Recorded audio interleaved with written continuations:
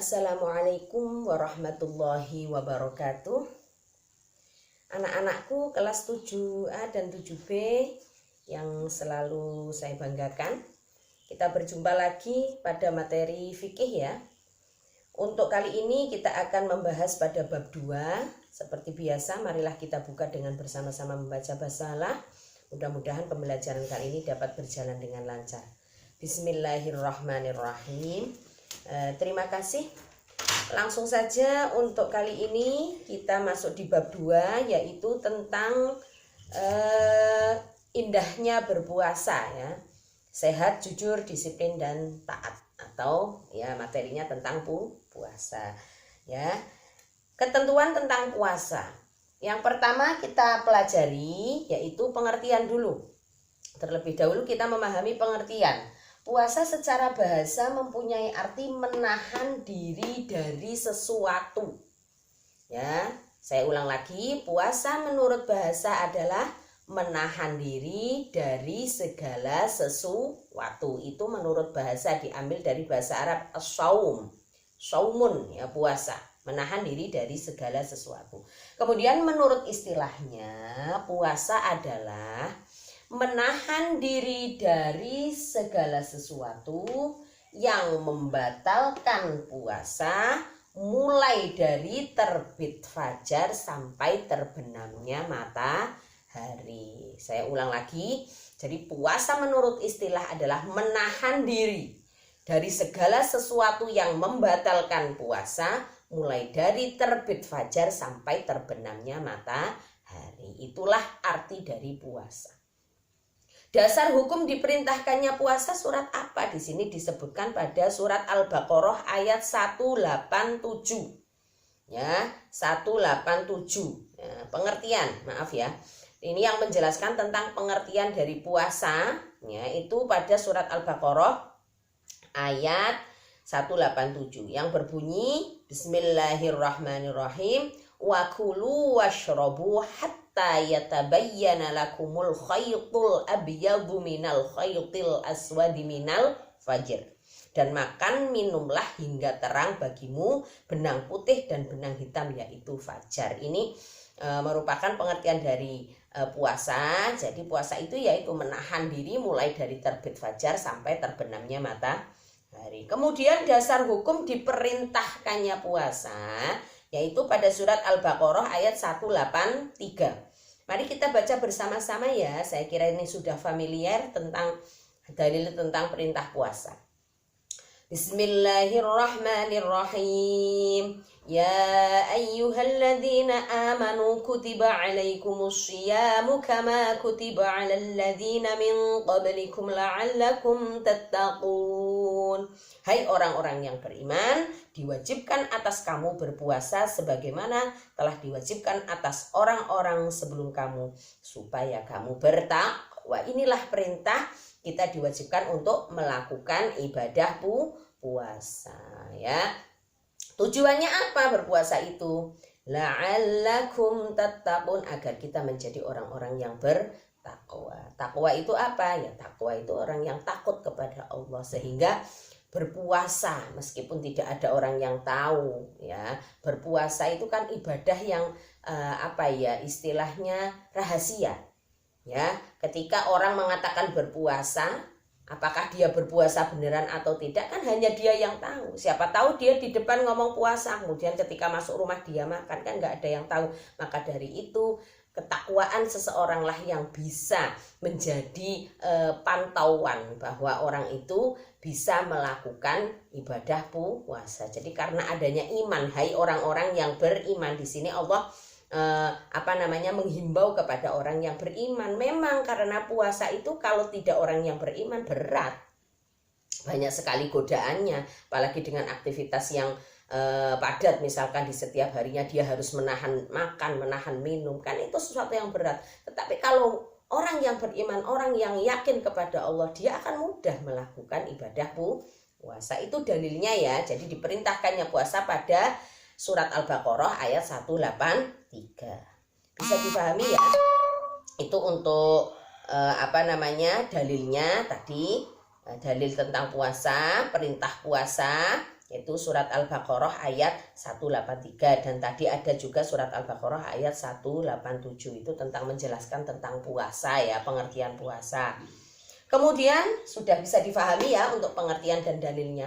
Kemudian yang kedua ada macam-macam puasa ya. Jadi puasa itu ada beberapa macam, nanti akan kita bahas. Yang pertama yaitu puasa wajib. Puasa wajib ini ya berarti puasa yang harus dikerjakan. Ketika seseorang meninggalkan puasa ini, puasa wajib, maka dia dihukumi berdosa. Namanya puasa wajib. Yang pertama yaitu puasa bulan Ramadan ya. Jadi ini puasa yang wajib dilakukan oleh semua umat Islam, yaitu puasa bulan Ramadan selama 1 bulan penuh. Dalilnya mana? Tadi sama seperti di dalam surat Al-Baqarah tadi ya, perintah tentang puasa, ya ayyuhalladzina amanu kutiba alaikumusyiyamu kama kutiba alal ladzina min qablikum la'allakum tattaqun. Bulan puasa ya. Jadi itu merupakan puasa wajib. Dan puasa Ramadan ini juga merupakan salah satu dari rukun Islam ya. Rukun Islam kan ada 5. Yang pertama syahadat, 2 sholat, 3 zakat, 4 puasa, 5 haji. Dan jadi puasa Ramadan ini merupakan salah satu dari rukun Islam. Orang Islam harus melakukan. Lah keutamaan puasa Ramadan banyak sekali, saya kira ya kalian sudah sering mempelajari. Puasa Ramadan mempunyai banyak sekali keutamaannya. Dimana yang pertama ya, barang siapa yang berpuasa sebulan penuh pada bulan Ramadan maka dia akan diampuni dosanya. Ini keutamaan yang sangat luar biasa. Dibebaskan dari api neraka ya. Setan-setan dibelenggu ketika bulan puasa, pintu surga dibuka. Itu keutamaannya. Kemudian pada bulan Ramadan ini kita juga memperingati ada nuzulul Quran.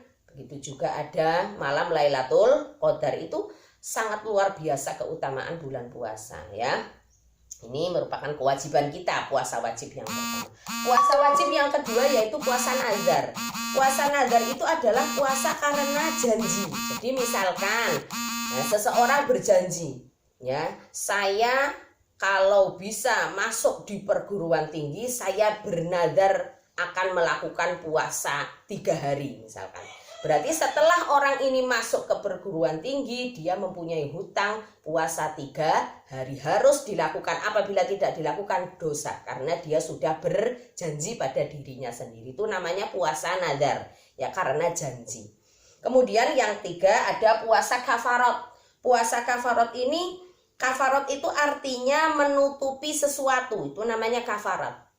Ya, arti dari kafarat itu menutupi sesuatu. Jadi puasa kafarat ini adalah puasa untuk mengganti denda yang wajib ditunaikan karena dia berbuat dosa ya. Jadi puasa sebagai pengganti denda karena dia telah berbuat dosa. Jadi karena dia telah melanggar, itu puasa kafarat. Jadi puasa kafarat ini dibagi menjadi 2. Ada puasa kafarat dalam ibadah haji. Jadi nanti kalau kita mempelajari bab haji, ada beberapa hal-hal yang tidak boleh dilakukan ketika berhaji. Ya, jadi ada hal-hal yang diharamkan ketika melakukan ibadah haji, seperti contohnya berkumpul suami istri sebelum ada batasan ya. Jadi ada waktu-waktu di mana jemaah haji tidak boleh berkumpul suami istri, tidak boleh membunuh hewan. Itu kan larangan. Kemudian orang ini melanggar, maka dia harus membayar puasa kafarat. Ya, itu ada ketentuannya seperti apa. Kemudian kafarat karena melanggar sumpah di sini. Nah, kemudian apabila seorang berjanji maka dia wajib memenuhi janjinya. Apabila janji tersebut dilanggar, maka dia harus melakukan puasa kafarat. Ya, yang pertama diwajibkan membayar kafarat, diantaranya ada 3 pilihan ya. Puasa kafarat ini biasanya ada beberapa pilihan. Yang pertama misalkan ya hukuman atau penebus dosanya yaitu dengan memberi makan 10 fakir miskin. Ya, kemudian dia tidak mampu, maka dia bisa mengganti dengan puasa 3 hari seperti itu. Jadi puasa karena dia melanggar sesuatu yang tidak diperbolehkan ya.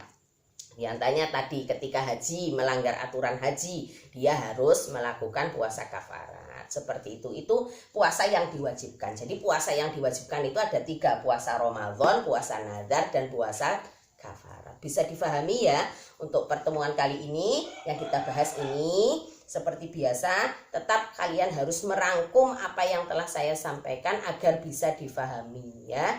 Itu saja, marilah kita tutup pertemuan kali ini dengan bersama-sama membaca hamdalah. Alhamdulillahirabbil alamin. Wassalamualaikum warahmatullahi wabarakatuh.